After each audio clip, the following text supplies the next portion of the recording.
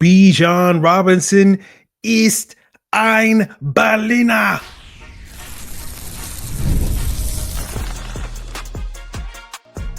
You are Locked On Falcons, your daily Atlanta Falcons podcast. Part of the Locked On Podcast Network, your team every day. Welcome back, everyone, to another illustrious episode of the Locked On Falcons podcast, your daily Atlanta Falcons podcast, part of the Locked On Podcast Network, your team every day. And today's episode is brought to you by Gametime. Download the Gametime app, create an account, and use code LOCKEDONNFL, and you'll get $20 off your first purchase.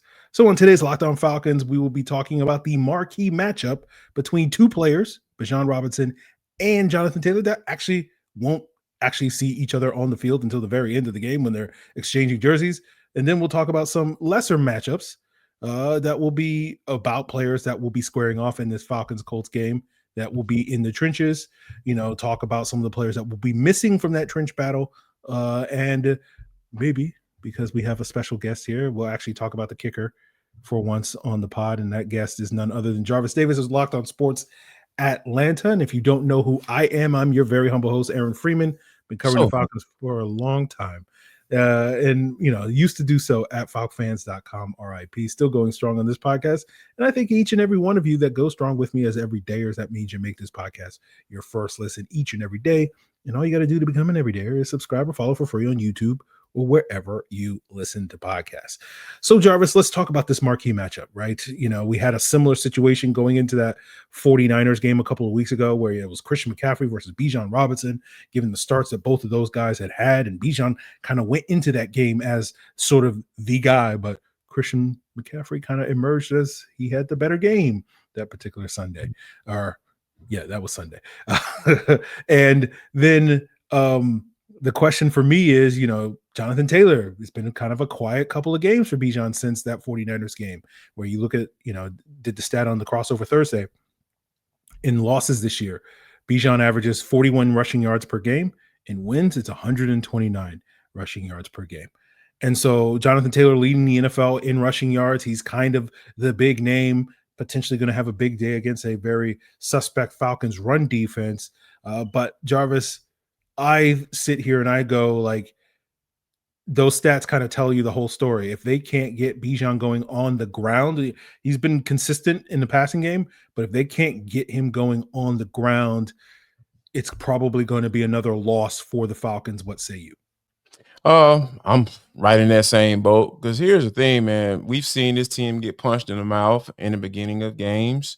I thought this, according to team rankings, this team is averaging 6.5 points in the first half of games on the road. So they never have an answer. They don't have a counter. So, my whole thing is that until they prove that they can figure out a way to get things going on the offensive side of the football when they can't run, they're going to be cooked. And I think that Zach Robinson is a guy that, we talk about the foundation of this offense, and a lot of people wanted to try to move this offense to a pass-happy offense because they had all these receiver weapons, including Bijan Robinson. He's in there as well. I never bought that, because you got a guy who had 3 career starts coming into the season in Michael Penix. Now I believe Michael Penix is going to be a football player, a legit starter in his league, but he has to get there. He has to work through. He has to get the snaps under his belt. He has to get the experience under his belt in order to be able to get to where, or to meet those expectations, so to speak. So for me,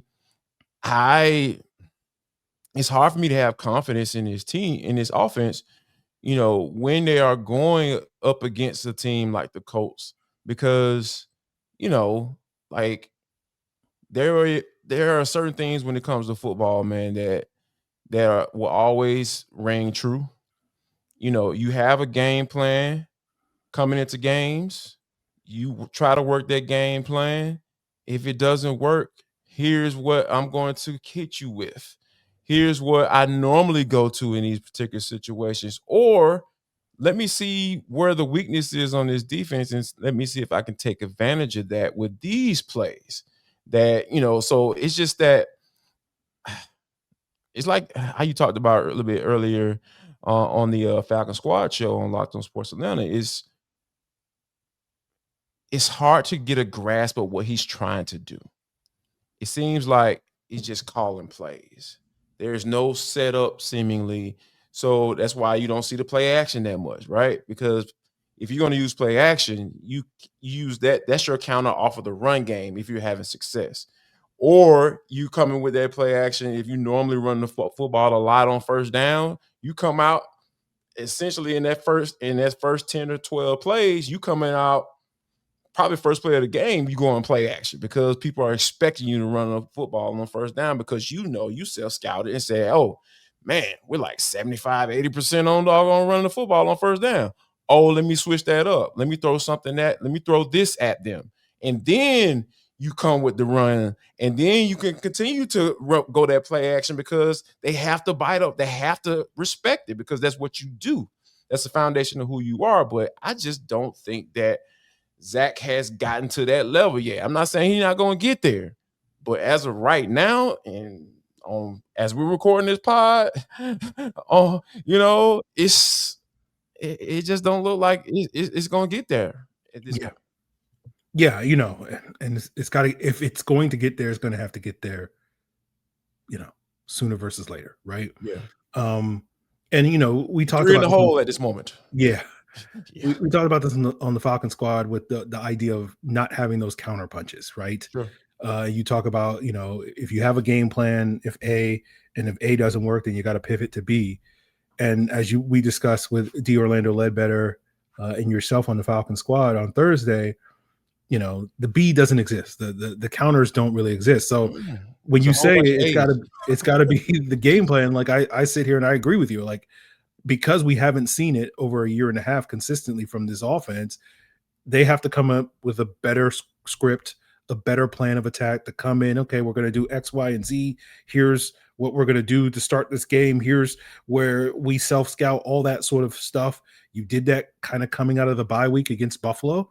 It was kind of the last time that you really saw this offense work. And so, can you get back to doing that on without having an extra week to prepare, like we saw that last time this offense was really humming for this football team? And so that's going to be the challenge, because at this stage, you're right. Like, it's hard to really, and I've said it before on podcasts where it's just like, you kind of know what the game is going to be after the first two series for the Falcons this year, where it's just like the two offensive series, like the first drive, if they can move the ball effectively, it's like, okay, well, maybe they'll win today.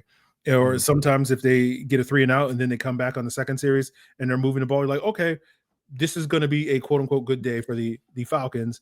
But we've seen too many games where it's just like those first two series is nothing. And you're like, well, this ain't going to be a good Sunday. So if you got some yard work, you got some housework you got to do, you might as well get to it, because the Falcons aren't going to make it worth your while for these next 3 hours. Man, you know what, man? Like, and another thing with this doggone offense, man, I just sit and watch this offense. It is so methodical. You know how there are sometimes, especially when in the Matt Ryan era, when there'll be lulls in the game and, they'll mess around and get a nice gain. And then next thing you know, they're going down, they're getting down, they lining down, they getting up on the line of scrimmage, and Matt is just going to work. Man, I would love for this offense to get some type of tempo, man. They don't put any pressure on defense when it comes to those particular situations. Even in the 2-minute drill, like when it's time to start doing that, they're still a little bit methodical. You don't really see that sense of urgency. And I think that, man, they have to be ready to go to that at any moment, because like when you take so much time to get there, get up to the line of scrimmage, get set, the defense has so much time to diagnose what you're doing. They have so much time to see what formations you're in. They have so much time to understand what you're trying to do, because you basically give them exactly what they've been watching film on, right? If you give them everything they've been watching film on, of course, they're going to know what's coming. Of course, they're going to come down and bap that doggone outside zone, and that edge guy's going to get upfield like Caleb Von Chase. I thought this man about to go to the Pro Bowl off this one little game against the Falcons, man. So when you think about it from that aspect, I would really like to see, I think this would add another element, add a B or a C, or A1 or A2, whatever you want to doggone call it, Roman numerals and all that stuff. You can get into all that, but I just feel like Zach, sometimes this offense is just so sluggish, and you're just like, okay, they're gonna get up to the line of scrimmage. Drake London going motion across the formation. Bijan Robinson gonna come line up in the slot, and he gonna do this. I was falling asleep because I was Falcons offense is right. Exactly. You know what I'm saying? Like that's exactly the mode you go into when you're watching this team try to operate. So it's just like they need to get a sense of urgency in this offense, man, and they need to get it fast. Yeah.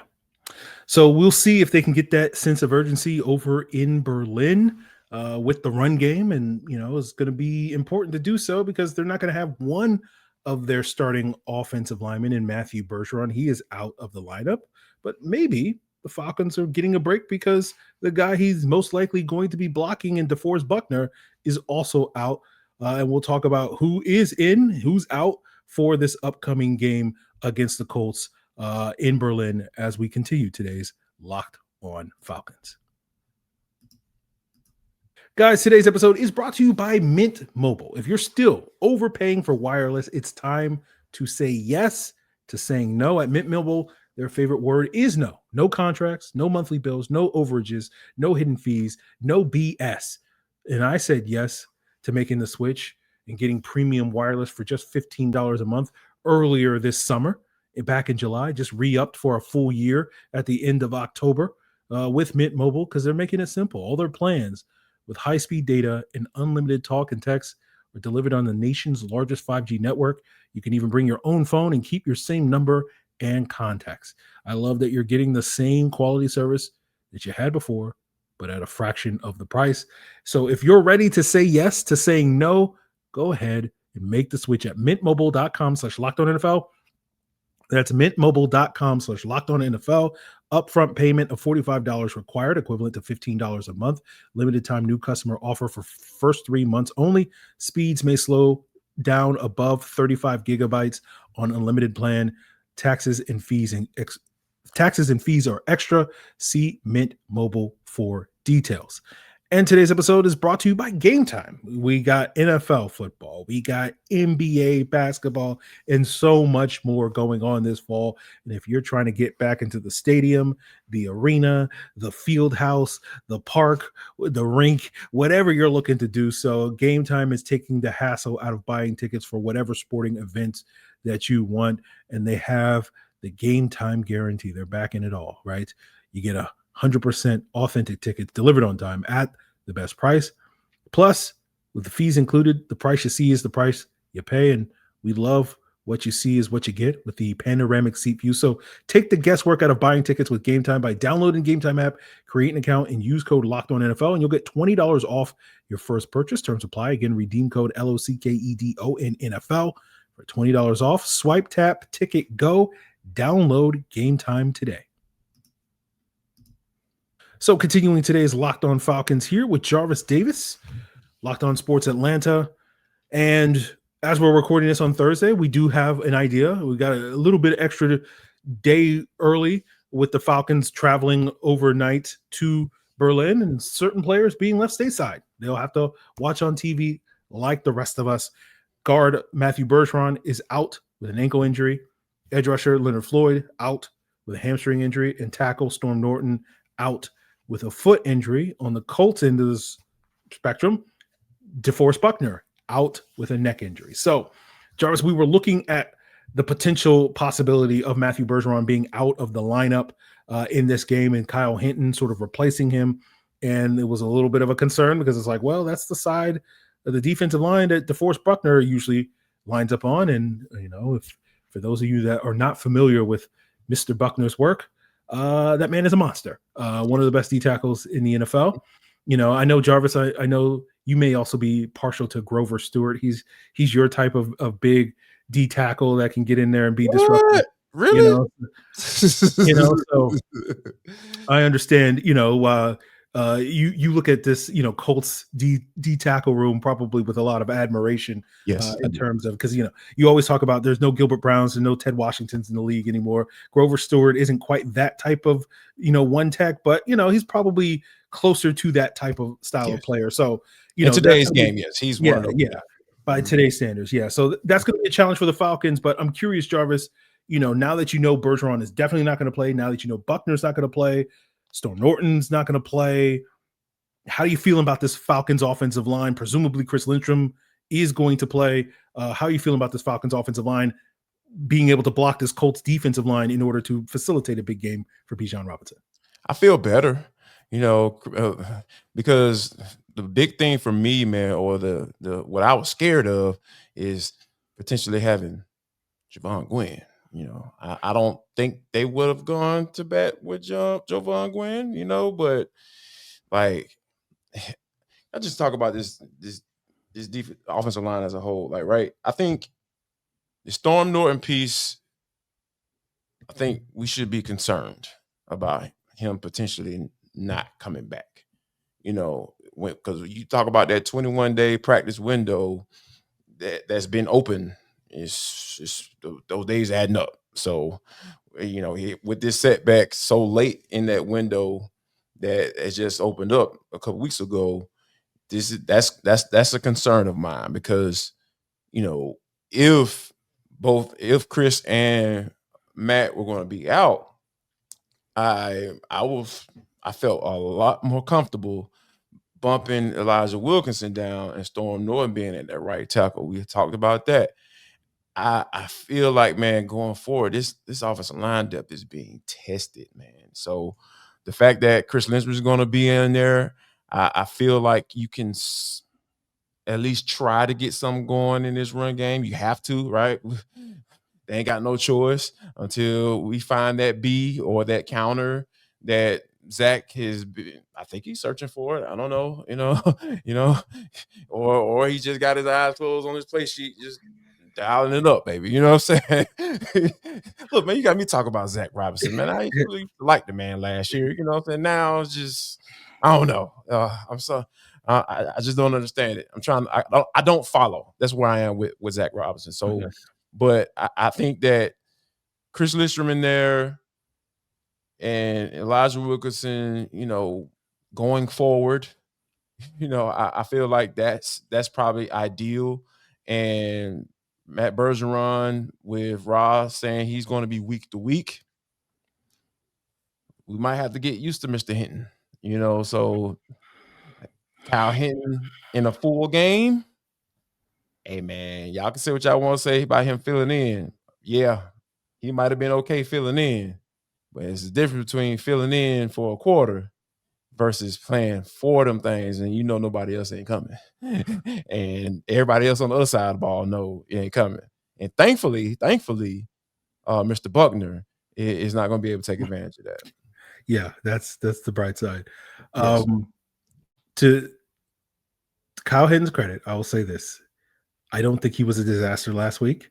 No. If you just focus on that one play where he didn't know what the play call was, where he ran out there like they were blocking for a screen. He ran like 6 yards down the field, and everybody else was in pass protection. And it was like, Kyle, did you know what the play was? And what's funny about it, Jarvis, is like, ineligible man downfield is like, if you go 1 yard beyond the line of scrimmage and you're not an eligible receiver, that's where the flag is. Right. Like, it'd been one thing if it was like borderline, it was like he was 6 yards down the field. Like doesn't even pretending. That man said, "Oh, it's quarterback draw coach. Okay, let's go. I got you." You know what I'm saying? I'm like, bro, they're not in the playbook. You can't do that, my guy. Like, you're not allowed to do that. So that was hilarious to me. But that being said, I forgot what I was going to say. But the Storm Norton element of it is, I think, interesting, because you talk about that 21-day window. I believe it closes on the 12th of November, and so next week. Yeah. And because of the reported setback that he had, it doesn't feel like he's going to get activated to the right, because this is basically the next week's game, I guess, is the last game he could get activated on. It doesn't sound like that. And to me, if it feels like the Elijah Wilkinson experience has kind of run its course to me these last couple of weeks, and you were just kind of waiting on when Storm Norton's going to come back and kind of save You saw us, the light. Yeah. Yeah. And so if we're now sitting here we got 9 more games of Elijah Wilkinson, and Mike Jarrell's not coming to the rescue, and I don't want to necessarily put too much stock in Jack Nelson. As we said all summer, it's like if Jack Nelson is playing snaps this year, something has gone horribly wrong for the Falcons, and I'm nervous about the whole offensive line, as you said, Jarvis.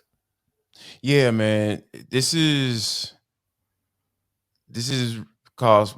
gives me cause for concern, right? Like I think divine Diablo concern. Like there are certain positions on this team that just couldn't afford to get hurt. And I think that it was definitely the linebacker core, because a guy that we're gonna talk about. I don't know how we're gonna talk about him because I'm not gonna say his name at all. You'll see. He's can't get on the field for whatever reason. And the guy that they drafted is not a starting caliber guy. So you have those issues. And, at the beginning of the year, as far as with the offensive line, we had hope. It's like, okay, Caleb McGarrett down, yeah, that's a big loss for sure. As far as running that rock, yep, that's a huge loss. Chris Lindstrom, boys gone down for the season, yep, that hurts.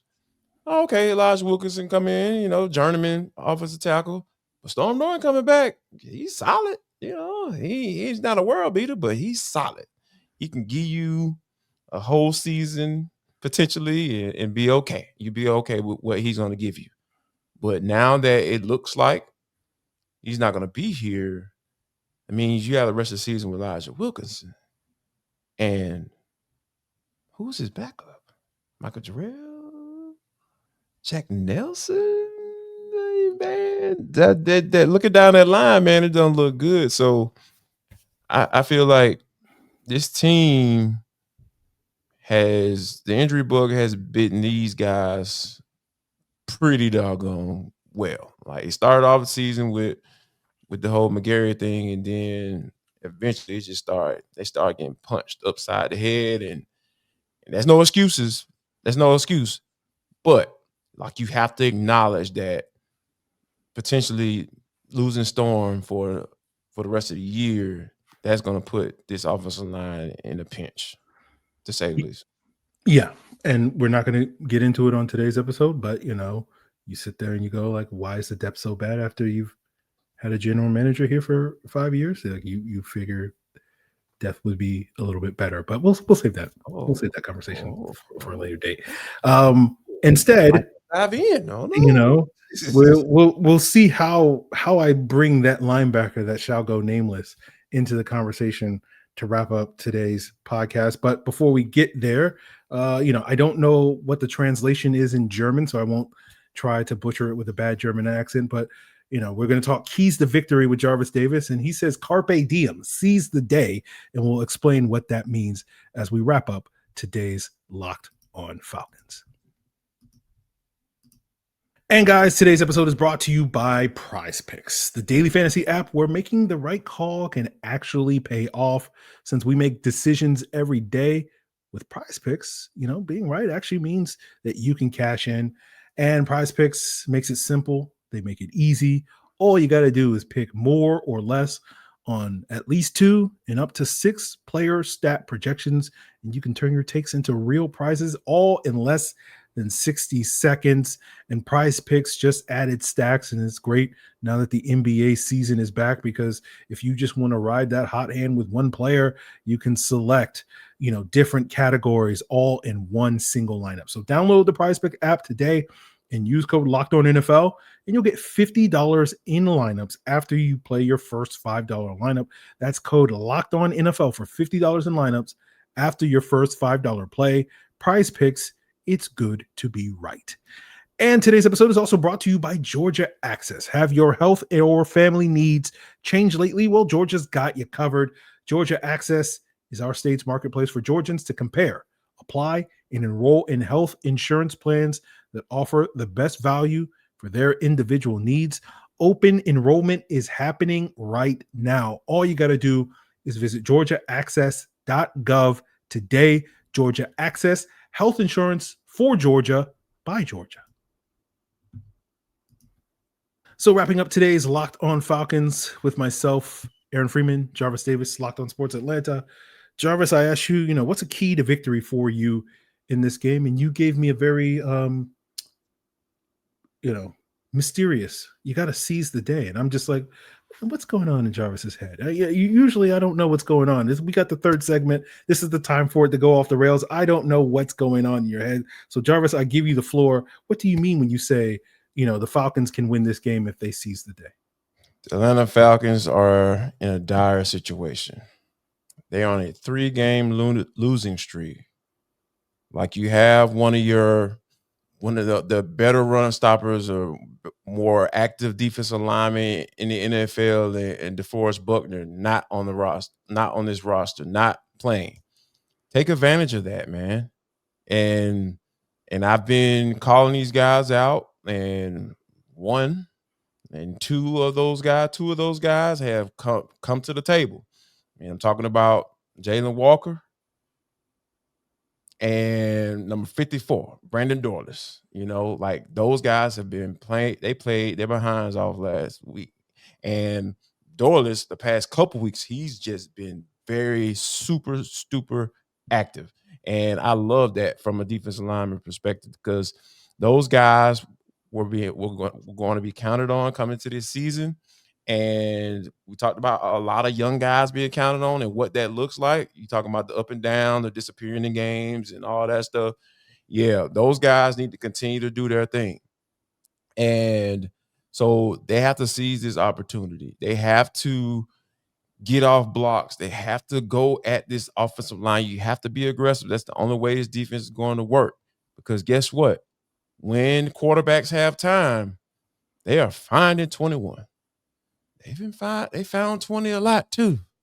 So, with young boy coming back, Billy Bowman, potentially, more than likely, man, I need to see that ball. That ball needs to get in his hands, and do something with it. I love what I see with him in the run game, and I need to see, what else I'm about to say. Number 3. Okay. Yeah, I need that again. I need that. That's what this team need. That's what these young boys need. They need to see their leader, the guy that's that dude, make plays. And because when he started making plays like that stuff gets contagious, man.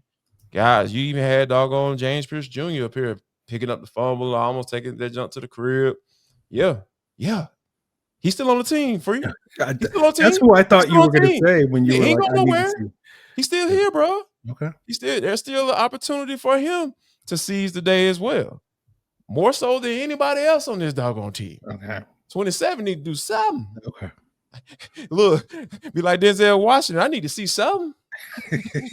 You better leave with something, bro. A sack, a half a sack, a forced fumble. You better leave with something.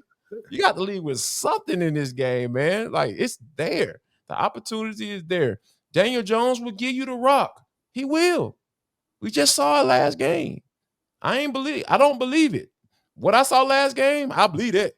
I believe that can be replicated for sure. And the way the Falcons defense has played overall this year, they are capable of doing that and making him look like the guy that he was in New York. So, yeah, man, seize the day. Take advantage of the opportunity that's in front of you, man, because y'all need it. It has to happen. It has to happen. Okay. Well, I'll just add this little tidbit. Jesse Bates was added to the injury report on Thursday with a knee injury. So we'll have to keep an eye on that to sort of see if he's ready to go on Sunday morning. So that will be something to keep an eye on. But let's wrap up, Jarvis. you refuse to mention the name of a certain linebacker on this team by the name of number 44. Right. You refuse to name his another linebacker on this team. You called him something else that we won't repeat on the podcast. Who's number 40. Yes. And I bring that up just because I'm basically doing that with the kicking situation. And since we have you on the podcast, I said earlier this week, I ain't talking about those stinking kickers on this podcast anymore until they give me a reason to talk about the kickers. They miss kicks, like, all right, yeah, that guy missed kicks. The kicker, right? I'm not gonna, you got to earn your name. I got to figure out learn your name by you making a field goal for once at this point in time. So that's where that's coming from. That's where number 44, Troy Anderson, the man who often goes nameless when you're on the pod, the kicker is the new Troy Anderson, is basically what I'm saying, Jarvis. So I bring it up just because I refuse to talk about the kicker. Do you have any thoughts on the kicker before we wrap up today's episode? I mean, until the only reason I even brought up the kicker on the Falcons squad on Thursday is the fact that Rod is with these doggone phrases, man. Man, talking about a wonderful piece. Oh, no, I'm sorry. Operational piece. Yeah. Operational piece. Zane Gonzalez is going to bring operational piece. Well, you know what? I hope he does. Yeah. Ask me, do I have any confidence that he's going to bring that? Nope. I have no reason to. They pick guys that, they feel like they are capable of being a good kicker, and they just haven't been good at picking kickers. It's been a while, Younghoe Koo, we got spoiled, They didn't understand that. Hey, he was bad last year, and you brought in a guy who you didn't even have to use a roster spot for a competition. That's interesting. Questionable decision. You could potentially question the person who's in charge of bringing in personnel. I know you don't want to get into that because we don't have time. I promise you, we don't have enough time because we will have to go way back. Yeah. At the beginning of this thing to start having some conversation about that. But I think right now, man, I have no expectations for the kicker in the Falcons uniform. You telling me Zane Gonzalez on Sunday? Shoot, he can be somebody else next Sunday. If he goes 0 for 4, what's the point of keeping him on the team? What benefit of the doubt has he earned? Yeah, look, call next. It's not anything personal to the kicker, the new kicker. That's what it is. It's just you look at Riley Patterson, Lenny Krieg, Ben Sauls, Parker Romo. This team is 0 for 4 when it comes to finding an answer that is not Younghoe Koo making field goals at the kicking situation. So, maybe the new kicker is going to make it 1 for 5. And if that is the case, then hey, that's a halfway decent batting average, right? In baseball, I don't know if that's good enough in the NFL, but no, it's not. It's not. It's not. 1 for 5. Somebody needs to have an eye for a kicker. I'm sorry. Maybe the special teams coordinator.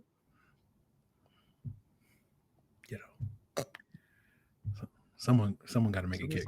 Somebody, yeah. So we'll see. Someone makes some kicks this weekend. Appreciate you guys for another week of enduring my terrible German accent. Don't worry. After Sunday, it'll. I don't know if it'll be done, but we'll see. We'll see. I'm not planning on doing it starting Monday, but Sunday you'll probably get more of it. Depending on the results. Yes. It'll be a lot of German swearing or a lot of probably still German swearing because it all sounds like swear words to me. Basically, sorry. No offense to all the 3 German people listening to this podcast, but it's very harsh language when someone gets loud. But anyway, let's wrap this thing up before I offend even more listeners. We'll be back, Jarvis, myself, Tanitra Batiste, for your afternoon post game because of the morning kickoff for this Falcons game in Germany on Locked On Sports Atlanta and Locked On Falcons. Hour-long post-game after the final whistle, then a 30-minute rapid reaction here on Locked On Falcons. Continue to make both channels and both shows your first, second listens on YouTube or wherever you get your podcast. And if you want to get geared up for the remainder of the Week 10 action, go check out Locked On NFL, 2 shows daily that will have you covered for all the Week 10 action. It's all part of Locked On Podcast Network, your team every day.